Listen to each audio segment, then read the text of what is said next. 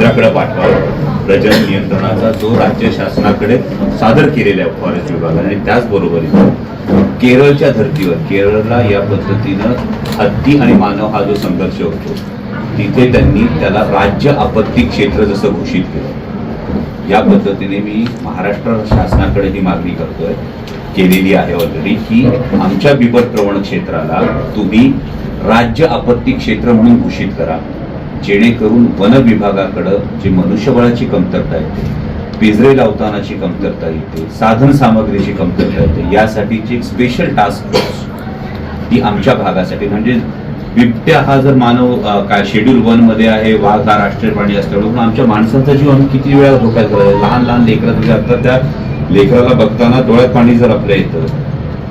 यापूर्वी सुद्धा ही घटना अशा घटना आपल्याकडे घडलेल्या आहेत. मागच्या एका वर्षभरातलं जर आपण बघितलं तर 13 हल्ले झालेले.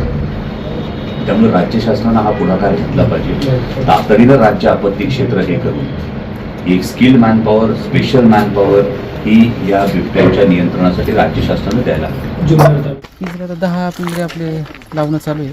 स्पॉट फायनल करून नसबंदीचा प्रस्ताव आपण शासनाला पाठवलेला आहे. मला वाटतं दिल्लीला पण आपण एन्व्हायरमेंटल डिपार्टमेंटला पण गेलेलं आहे. पण अजून त्याच्यावर काही निर्णय आलेला नाही आहे. तसं आपलं अवेअरनेस करणे आणि बिबट्याला ट्रॅप करणे, केजेस लावणे, ह्या गोष्टी आपण रेग्युलर करत आहे. आपण पिंजरा या ठिकाणी लावलेला होता पाठीमागे, पण त्याच्यात ट्रॅप झाला नाही 15 ते 20 दिवसानंतर.